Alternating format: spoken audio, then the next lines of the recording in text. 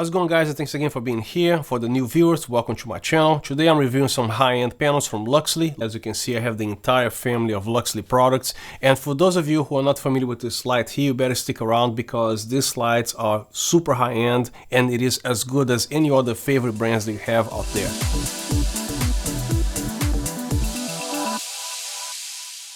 And the usual disclaimer, LUXLI sent me this panel for me to test it out. I don't get paid to say anything here, and this video is not sponsored by LUXLI, and all my words and opinions, they are my own. As you can see, I have the entire line of LUXLI products, starting from the Tycho, which I have been using since December 2019, even before this light was even released, and the same exact thing over here. This light is supposed to be launched on April 24th, and I'm already reviewing here. Today is actually April 5th, 2022. I had no idea how these panels even look like because there are no pictures anywhere. The whole thing, they completely redesigned this entire panel here, as you can see here. The other one did not have a handle. So I'm going to start with the actual outside hardware of this panel. This little light right here, for example, what kind of a pocket light have you ever seen that's made of cast aluminum, not just aluminum? This thing is actually almost 5 millimeters in thickness, and the same exact way I apply here. This is not only made of aluminum, but I'm pretty sure this is also cast aluminum because the way you feel here, everything is extremely thick. It's not one of those little thin aluminum here. From the actual screw here that screws on the actual 5/8 receiver all the way to the top here, this entire panel is made of metal. And also look how thick this yoke is. This is going to withstand whatever your production company demands. This light actually is going to survive to everything because this thing is built like a tank. And everything else that you want on a high-end panel, including the actual locking mechanism here, this thing is actually built like a tank, and it requires just a little bit of tightening and this thing doesn't go anywhere. And also on the other side here, you can actually tune in the amount of resistance. For example, the way I have my light set up right now, you can actually tilt it right here. So you can actually, again, regulate the tension here. So I like it something between loose and not too tight. So I have it this way here. The only thing plastic in this panel you're gonna find is the actual handle right here, which is made of either ABS plastic or technopolymer plastic. Even though this whole thing is made of metal here, this only measures 3.5 inches deep, and this whole thing here weighs less than 9 pounds. So if you actually want to put this light on a boom here, is the easiest thing. You don't need a ton of counterweights to actually control the boom, which I also have a very nice boom here that Impact makes. If you don't have a boom, or if you're looking for a super high-end boom and a very affordable price, I'm gonna also leave the link in the description in case you're interested in that boom as well. Besides the whole redesign that they made for the Timpani Mark II, the main difference between the LUXLI Timpani Mark I and the Mark II is that they actually updated their 5-die LEDs. This one here has Bluetooth 5, and it also has a higher light output. It's got a new diffuser, updated heatsink, and the new power supply, which is right here, is no longer having a V-mount battery stock in here, and also a 16-bit DMX capability with the LUXLI Composer App. This is a very powerful 1x1 panel. Especially when you blast things to 100%, some of these panels, they can get pretty uncomfortable to even touch the panel here. Now the heat dissipation that they actually designed here, either the power supply or the light is no warmer than your own body temperature. For example, the power supply, the hottest it can get in about an hour, blast to 100%, is 98 degrees, 99, something like that. And the actual panel in the back here, in various areas that I measured with the digital thermometer, it's reading like, you know, 97%, 98, 110 degrees, 115, something like that, no more than that. So this light can be on like all day. It's not going to get excessively hot. It's going to be about this temperatures here. Maybe when it is too hot outside, it's probably going to be reaching temperatures about 120 degrees, 125, which is still better than 160, right? And in degrees Celsius, you're talking about here 38 to 40, 41 degrees Celsius, and about 38 degrees Celsius for this here. Most lights out there, they're made in China. This light is actually made in Norway, and the internal components of this light, they require to be assembled manually. So it takes a little bit of time to actually make each one of these panels, which, by the way, each and every one of them come with their own schematics. You know, it's going to be a sheet with the whole deviation, the curves, and all the colors and accuracy and everything. When you actually purchase this light, you will have to assemble this part right here, which comes supplied with the hex tool, so you don't have to buy one if you don't have one. And the screw looks like this, which is the same exact screw which is on the other side of the light here. So I love this type of ratchet little knobs that also come included with this light. So to actually remove this here, as long as you're careful, it is recommended that you actually put the light on a flat surface. But if you actually do it very slowly right here, as you can see, you can actually easily remove this out of here, which will be the screw right here, right? So take the screw out and put this thing right here, and good to go. And here's the actual front of the light, and it's set to 1%, so if you need a very little minimum amount of light, you got it all the way to 100%. The LUXLI Tyco, for example, they make 3 diffusion panels for the light. It comes default as a medium diffuser. If you need a heavier diffuser, this panel is available to purchase, and also the light diffuser, which is going to be allowing more light output, but not so much diffusion, which still diffuses in a very nice degree. This one here, I believe, is either a medium to heavy diffusion. I'm not sure if they will plan or if they already have plans to actually make a heavier diffusion panel here, in case this one is the medium. So all I have to do to remove this panel here is to unscrew these two very nice little knob things here, and the panel comes out. This front panel here, the way it is with the actual diffuser installed, it gives you about 78 degrees of angle, and if you remove this here, it's going to be actually making the angle even tighter, especially if you don't need anything with soft light, for example, whatever it is that you're lighting on the background or whatever. You can actually remove this actual panel here, which is going to give you even more light intensity output, because there will be nothing in front of these LEDs, which, by the way, these are 5-die LEDs. It's not the typical LEDs that you find on most panels out there, especially the prosumer type of panels. It's either one that has a little lens tail or the little flood LEDs. So this light's here on a single chip or cell, whatever you want to call it. It has the 3 dots for the RGB and also the other 2 for the CCT warm and cold. This panel is actually a RGBAW, which means when you actually desaturate this panel completely, it's not going to give you that weird pinkish color, you know, like the most, you know, cheaper panels has. You can actually have daylight like this here, or the warmer, just like if you were on the CCT side of the light, which the variety of lighting control you can do with this panel is just what you would expect with the on any other expensive or high-end panel, such as the Aperture Nova or all the other panels that are out there. This light is going to do the same exact thing. And of course, everything that you see here, including all 4 of these lights, plus all the accessories that were provided with this light here, including the softbox, the grid, the case, and the barn doors, all this stuff is going to be linked in the description. I almost never use effects, but if you guys need some kind of effects here, this light comes with 14 type of effects, actually all 4, and they actually do the same thing. Everything that's built in this light here, you're gonna find also on this very tiny light here. But again, the 14 effects, they're actually the most realistic effects that you will ever see, especially the candle light. I actually made a review of this LUXLI Fiddle here. I actually put a real candle to compare between the actual candle and the actual effect here, how realistic this thing is. As far as the color temperature of the light is identical to a burning candle. Why don't you see what you can do with these effects here? As far as lighting is concerned, whatever it is that you demand or want in these lights, this panel actually gives you everything they want. On the bottom of the light here features the antenna for your Bluetooth 5 control, and also the DMX ports right here, and also the DC input, which is actually 12.5 to 30 volts. You know what that means? Most lights, if you actually put a 26 volt V-mount battery, you're going to fry the circuits of the light. This panel will actually allow you to put either a 26 volt V-mount battery here or the usual 14.8 volt V-mount batteries, which is absolutely amazing. This light here is the actual Mark I. It only accepts 14.8 volt V-mount battery, but the Mark II ones here, you can actually put whatever V-mount battery you want. And of course, the power supply, whatever country you are, Brazil, United States, Argentina, all those countries, they run 110 volts. And if you're in India and other places like United Kingdom, this actually switches automatically to 240 volts or all the way back to 110 volts. And also a great thing about this power supply is here, there are no fans inside. There's no fan anywhere here, including on the power supply. But when you actually change with the V-mount battery or the AC, you're not going to have any sort of interruptions whatsoever. I'm going to show you right now what I'm talking about here. Go back to the CCT mode. Here you go. I'm going to actually unplug the AC. Right there. No interruption. Then I'm going to actually reject the V-mount battery. No interruption. So as soon as you put the V-mount battery here, as soon as you unplug this, you're going to see that the reading is actually going to be reading, for example, right now 15.0 volts, which is the current charging status of this particular battery here. So as you crank up the light, or not so much, it's going to increase here. Right now it's at 15.9 volts, and as you increase here, for example, this particular 45%, 15.5 volts, so you actually have an idea how much light you have left.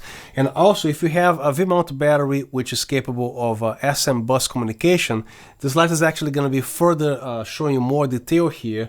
So it's going to be showing not only the actual voltage, but how many hours, how many minutes, or maybe how many seconds of remaining time here And it does it very intelligently because actually as you crank up the light here, it's going to give you how much time left you're going to have with your whatever you want battery at this particular rate, 100%, or if you have the light at 39%, so you actually know where you are when it's time to change your V-mount battery. One thing they should never do to any battery, lead acid, lithium-ion, or light polymer batteries, is to wait until the battery completely dies. That includes your cell phone. Every time your phone is dead, you're actually hurting the battery cells. So every time you see a little LED flashing here, don't wait until the battery dies because you're actually gonna hurt your battery, and these things are expensive, right? So just treat the battery with care the same way you treat your camera with that much care. One thing that I love about this particular V-mount battery here, this Watson ones here, is the fact that they actually display all the time the actual LED gauges here. As you can see here, they're always on, because a lot of V-mount batteries out there, the display here doesn't work. You have to physically come here and touch it over here or on the sides to actually show the LEDs here. But as long as the battery is being used, it's going to be showing you guys the LED here. And now is a good opportunity for me to show you guys how intelligently this power supply, they control the AC and DC. So right now the light is unplugged from the AC. So as you can see, the battery here is working. And I'm going to actually plug this back here. Watch the LEDs disappear, which means AC is being supplied and no current is actually being supplied here. I actually tested this with a multimeter just to be on the safe side, so I don't have any weird current being supplied here when I'm actually connecting this to the AC. And yes, you can actually leave this V-mount battery here permanently connected here. It's not going to charge a V-mount battery, but it's not going to be hurting the battery either. Now this is something very, very important to pay attention here. This accepts both 14.8 volt V-mount batteries and also 26. But if you plan to actually hook up a 26 volt V-mount battery here, keep in mind that this is going to prioritize the power from the battery, regardless if you actually have the power supply connected via the AC outlet there. The power is going to be coming from here no matter what. So if you are planning to do that, make sure you actually only use your battery when you're actually using the light, because you are actually going to waste juice on your battery here. This is what it is. This is the nature of the actual product here, but just keep that in mind. If you actually have a 14.8 volt V-mount battery here, don't worry about it. You can leave it here. Nothing's going to happen. As long as you're using this power supply here, it's not going to drain your battery. It's not going to, it's going to be normal. But again, the 26 volts battery, keep that in mind. One thing that I don't like about this power supply here is because it does not feature a power switch. So every time you power the light, regardless what you're doing first, by connecting this first or last, this is what's happening. As soon as you put this in here, this actually turns on automatically like this, and also has the risk of having some spikes here or whatever, whether you actually plug it in the outlet or here. So you actually have to come here and turn it off right here and turn it back on. So I don't like that.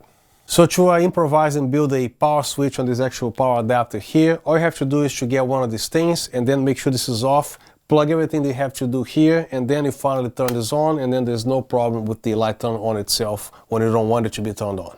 In professional production, having just the camera is not good enough. Of course, you have to invest in audio, but a lot of people, they lack in lighting. So lighting is actually very important. And the same thing that applies for cameras, for example. If you're shooting something that requires a 4-camera shoot, if you're using the same camera brand and model, and with the same color profile being shared, when you edit this in post-production, it's super easy. There's no color matching to do. I mean, there's some color grading, of course, but you don't have to do anything as far as matching the cameras. Same thing applies here. If you have a Godox here, an Aperture right here, and a LUXLI over there, and a GVM over here, it's going to be a little bit difficult to match, especially if you're doing something critical. And I know not everybody can afford this, but if you can actually have the same camera, same model and everything, especially lighting here, everything the same brand, the same type of thing, it's going to be matching much better, especially if we have a key light right here and a few lights right there.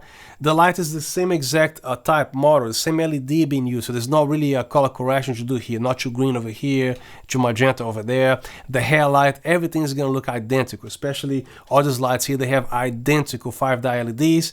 Everything's from the same light. You understand what I'm saying? But just in case I have a bunch of lights laying around, different brands or models and manufacturers, these lights can actually match whatever other lights do you have, because on the CCT you have the green magenta correction, and on the HSI you actually have the desaturation, and also the color temperature between 2800 Kelvin to 6500 degrees Kelvin. And I'm talking about on the color side. You can actually match everything, whatever sort of blue or green, it's going to be warmer green or colder green, so this light can actually do everything. This light's DMX512 compatibility lets you control the CCT, HSL, and even the built-in gels here, either an 8-bit or 16-bit. And with the 5-pin XLR here, you can actually daisy chain a bunch of these panels. Regarding the barn doors, another thing they actually changed here, I find this absolutely amazing, the design that they did here, because the barn door, it comes with the spring, the mechanism. So to install the barn doors here, it takes seconds to do, and the way they actually made the design here, it doesn't scratch a light or doesn't damage anything. And these slots here, as you can see, is where the barn doors attached. There's nothing that's going to be attached on the frame here. You're going to be using the very bottom little opening here, and as you can see, there's a little bit of an arrow shaped kind of thing here. So you want to make sure this is actually fully inserted, and you want to angle about this way here. Confirm this is actually all the way in there. You can actually push this in, but I actually prefer to actually press this down here instead. So all you have to do is to do that, and then goes. And I think that was a pretty satisfying click if you want to ask me. Then you open the actual barn doors here, and they stay in the position that you want. It doesn't sag, it doesn't do anything. As you can see here, everything's cool.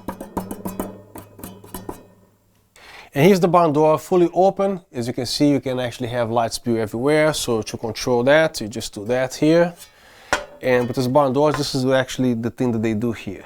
And with this diffuser panel here placed with the barn doors, as you can see, there's no color weirdness or anything with the multiple shadows or anything like that. So you have a very nice and clean light source right here. Now, if you decide to remove the diffuser here, it's not recommended for using these barn doors because you're definitely going to get those weird things that you want to see here. So keep this diffuser panel installed here, and then you can actually see everything is fine. And to remove the barn door, you simply press both of these little springy little things here, the thing comes right out. These barn doors, they actually help attenuate the light spill a little bit, but the barn doors, they're not like, this long, which is going to be required this much barn doors for you to control the light here. But if you need even more lighting control, you can actually install the grids here with the softbox with or without the diffuser. But as far as I know, LUXLI does not have a softbox with the LUXLI brand for this particular light here. I think this company here made specifically for the LUXLI Timpani, either the Mark I or the Mark II, it doesn't matter.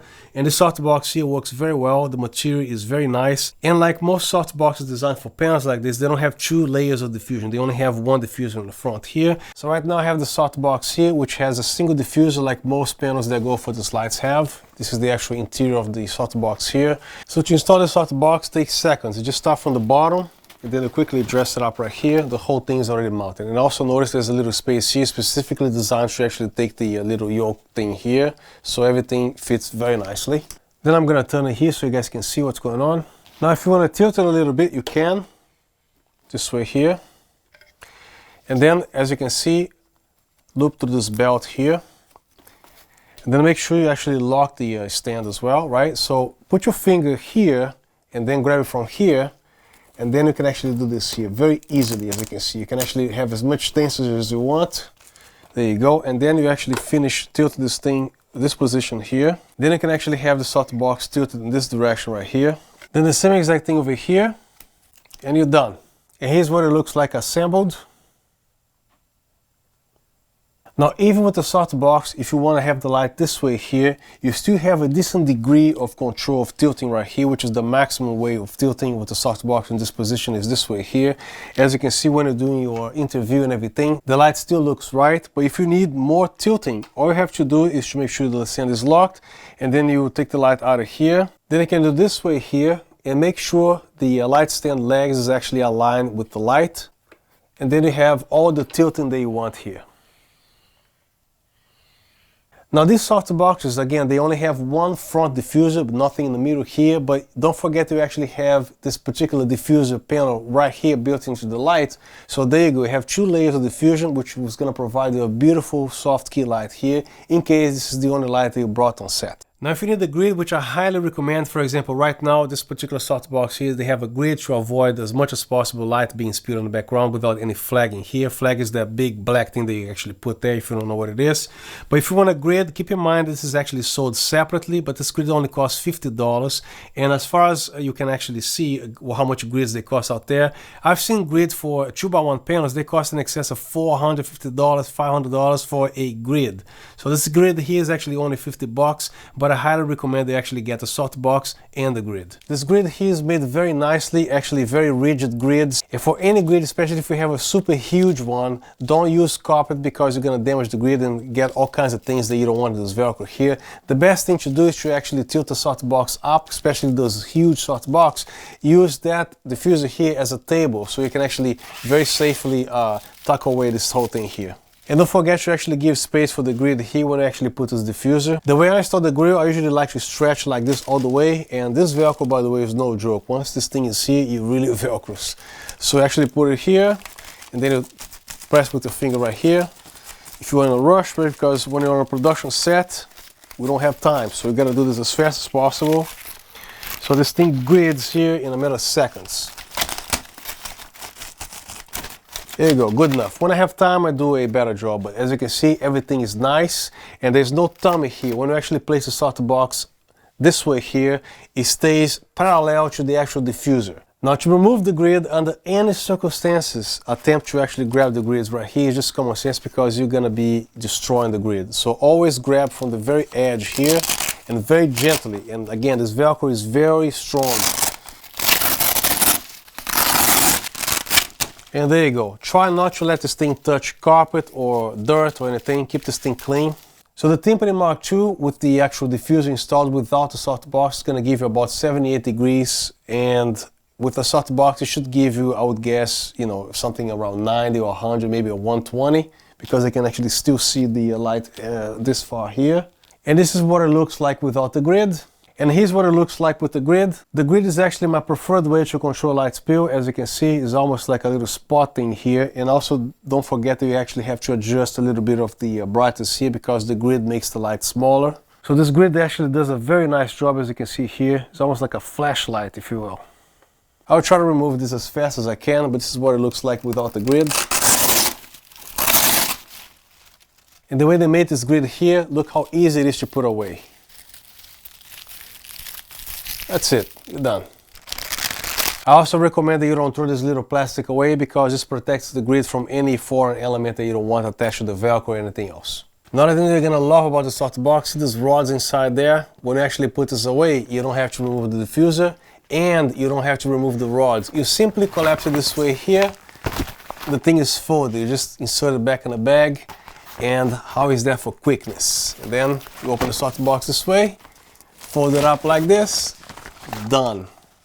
Amazing. And here's the actual light with the softbox and the light itself. And if you want to add a little fill light, you just do that. And it looks like this here. Right here I have the Timpani Mark II with the angular softbox installed. And here's what it looks like with the light itself. Nothing else turned on here. If you want to add a little bit of a fill, it just looks like this here. So without and with. And the light is actually currently at 15%, as you can see here. At 5600 degrees Kelvin, and the camera is set to ISO 640 at 1/90th of a second, and the aperture is f4. So with that camera settings, with the light at 1% will look like this here, and also looks like this back to the previous 15% and 50% and all the way to 100%. As you can see, is plenty of brightness. And here's the light without the softbox, just with the actual diffuser that came with this light, and it's set to about 12%, and this is what it looks like.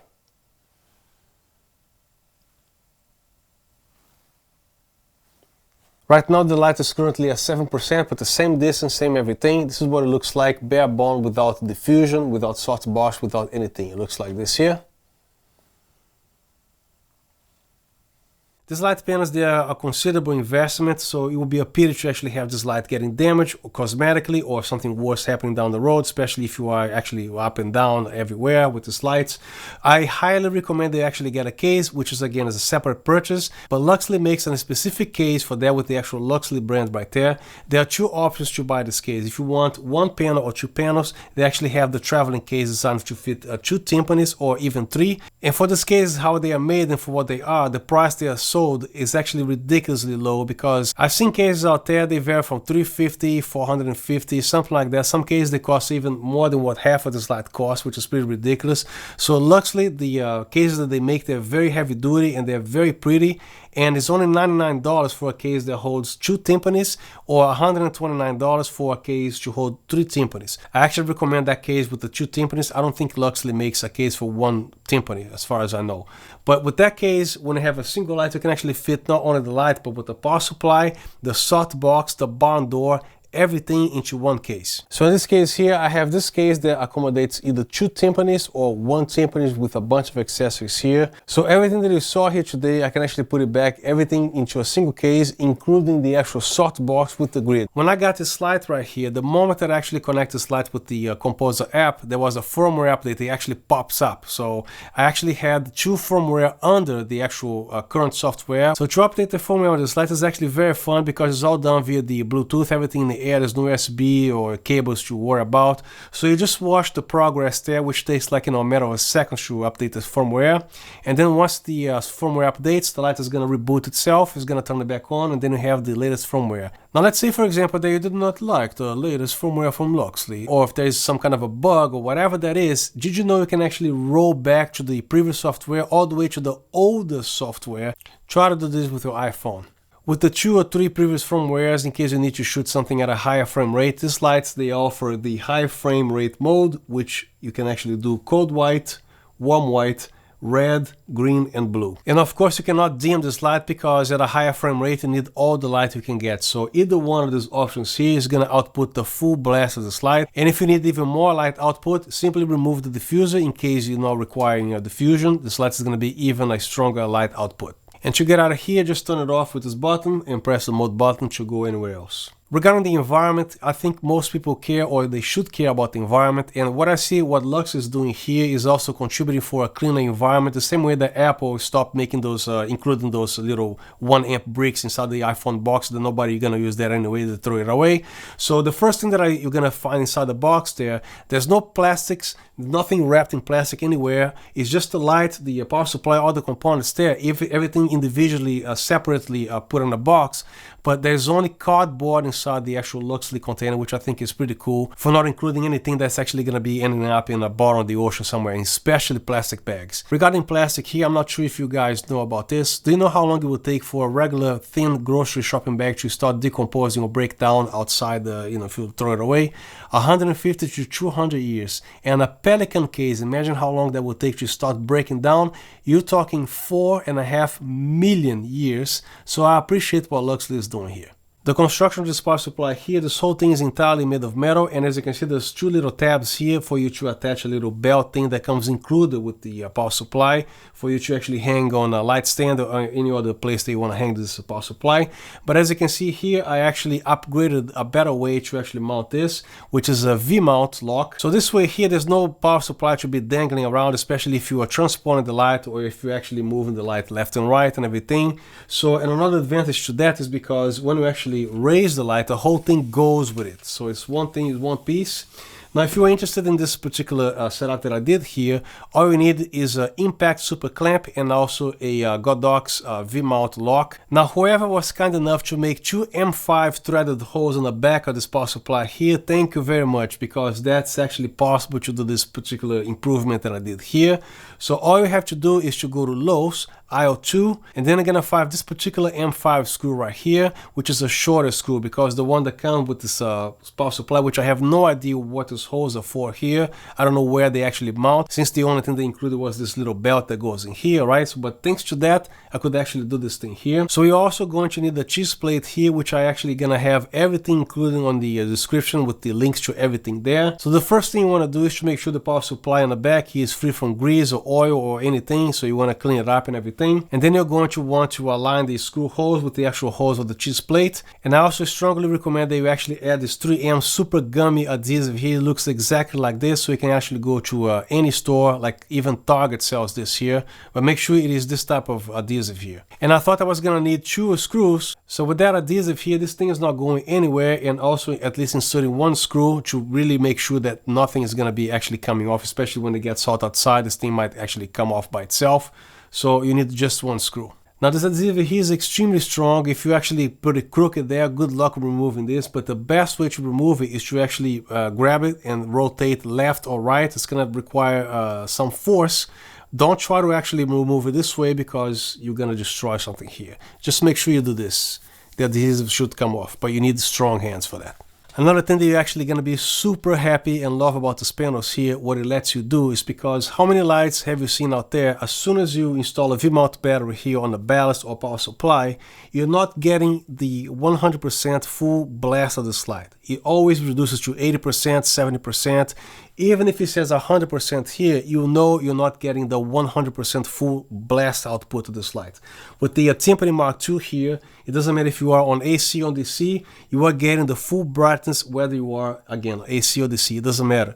It gives you the same exact amount of light output here. So measuring with the light meter, ISO 100 for example, I wanted to measure low ISO to see how much power this panel can give us, right? So again, ISO 100 at 1 meter away, I was getting f4.5 with the light connected to the AC, and also the same f4.5, 4.5 with this light connected with the V-mount battery, which means I'm getting the same exact brightness as I would be getting with the light connected to AC with the power supply on the outlet. And when I removed the diffuser with the same distance, with the same ISO, I was getting about 5.6.2, 5.6.3. Another thing that I really demand and expect to find on a professional panel is the ability of the LEDs being adjusting it themselves, not to change the exposure, because nothing pisses me off more than have to stop what I'm doing here, tell my assistant, or have myself go there on the camera, adjust exposure, or adjust something here. For example, let's say they are at 5600 degrees Kelvin, okay, good.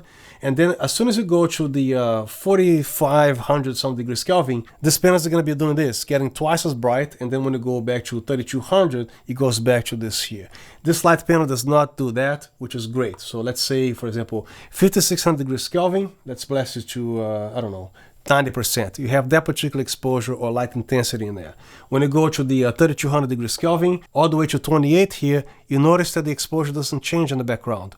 All the way to 10,000 degrees Kelvin, all you're doing is changing the color temperature here, but this panel is not throwing off your actual exposure. So whatever color that you want here, your camera is going to be reading the same exact thing. And I actually don't understand why this brand here is not the talk of the internet yet, because these are as high-end panels and as accurate panels as any other the big panels, the RE, the Sky panels, the Aperture lights, the Nova and all. These lights can do everything the other lights can do.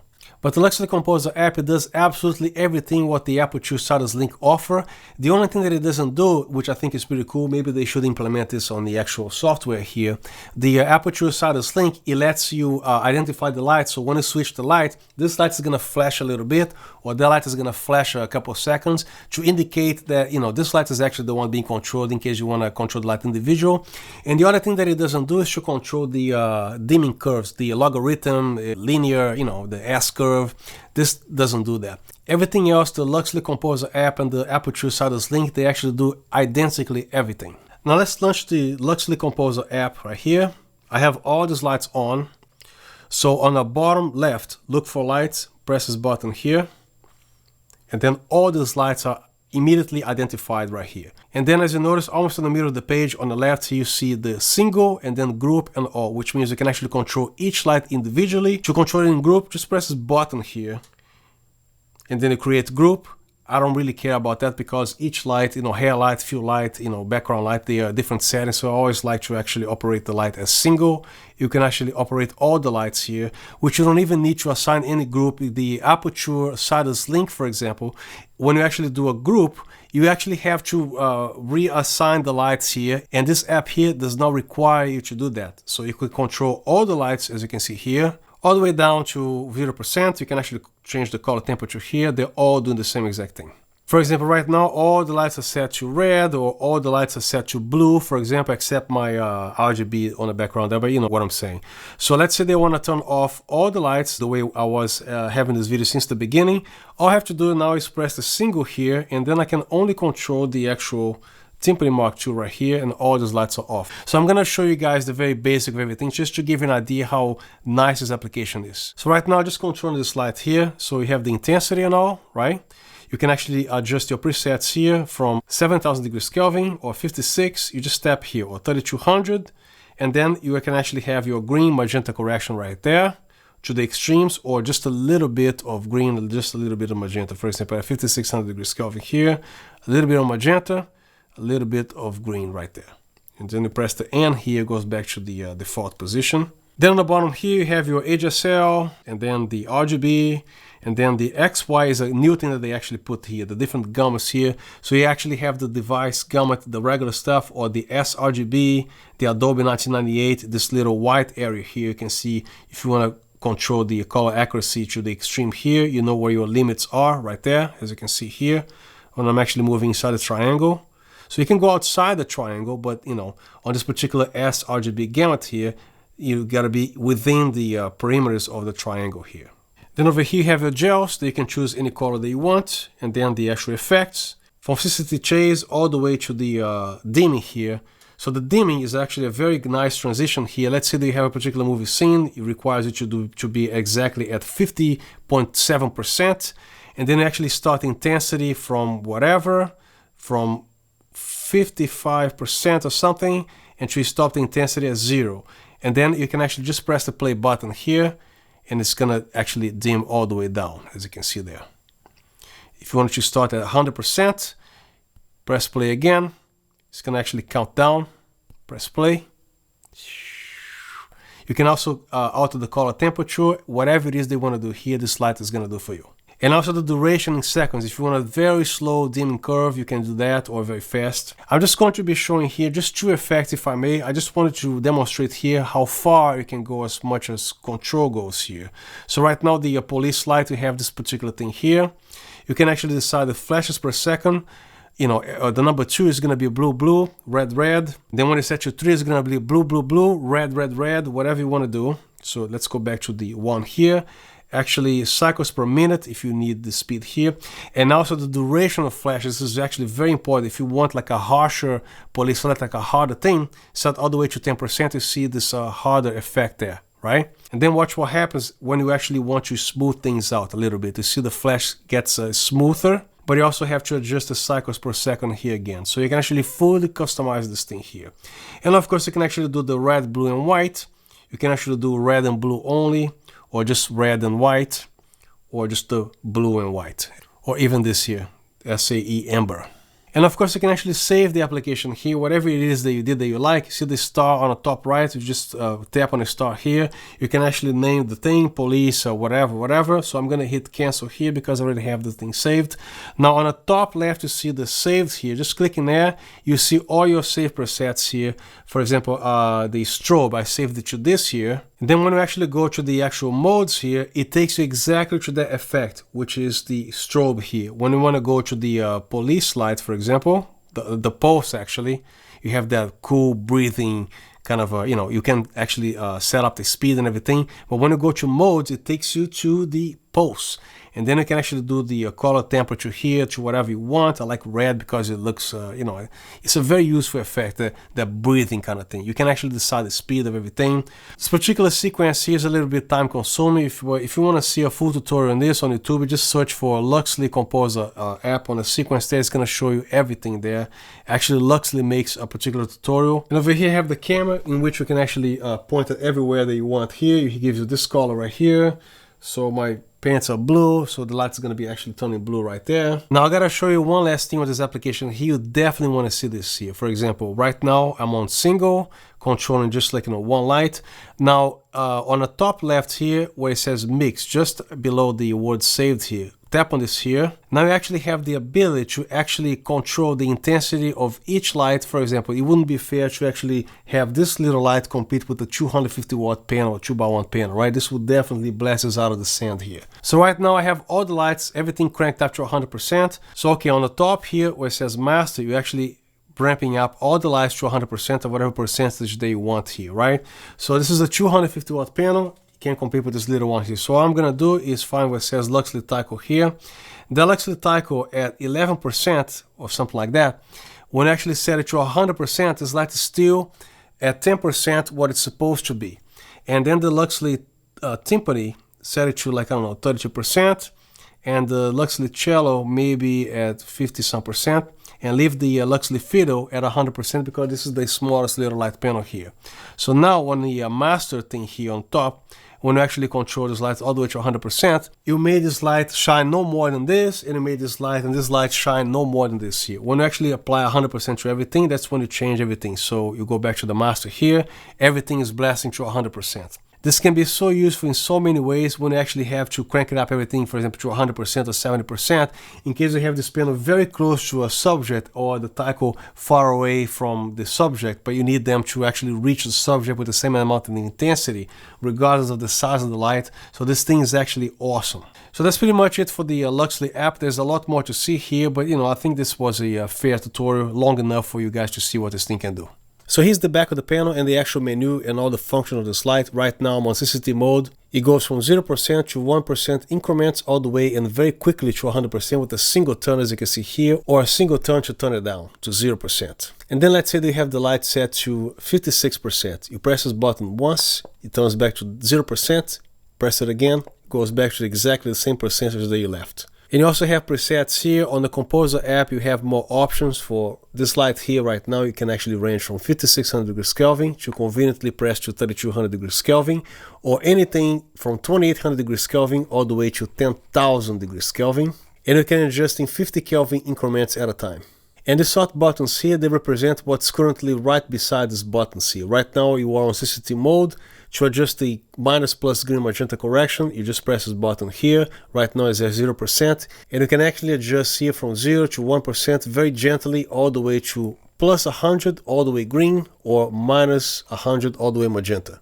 Right now I'm using the power supply via AC, which provides 24 volts. As soon as you unplug and have the V-mount battery, you notice that the voltage is going to drop to whatever charge the V-mount battery has. And as you decrease the intensity here, you see the voltage changes to 16 volts. So the higher you go, the more power, of course, you're going to be consuming out of your V-mount battery. And this voltage is going to continue to drop until the battery goes dead. Ideally, you should remove the battery when it reaches about 11 volts. Now pressing the mode button once again is going to take you to the HSI page, in which you can actually adjust the light intensity using this knob right here, and also control the colors, turning this knob left and right. Now here's how beautiful the actual software of this particular product is. In case you're looking for a particular color, of course you can actually slowly look for the color that you want. You can also press the saturation here, which goes all the way to 0%. And when you are at 0%, it's going to give you the actual white instead of that weird magenta thing. So you're looking at a true CCT color here. Another beautiful thing that you're going to absolutely like about this panels here is that not only you can actually tune in the colors very slowly here to a particular thing that you want with the saturation and all, right? Now when you actually turn these knobs very quickly, it's going to take you directly to the basic RGB colors, which are these colors here. This one, 120, 180, 240, 300, 360. And if this wasn't enough, you'll notice there's a way to even adjust the color temperature across the entire parameter here. So this red at 5600 degrees Kelvin looks this red. Maybe the red is not the best color to show up on camera with this thing here. Let me go to this color here. So right now we're at 10,000 degrees Kelvin. Now notice that the color is changing to a warmer greenish thing. So you can actually go all the way from here to there, with the saturation from all the way to down here, plus vary the color temperature. What else could you want on a professional panel?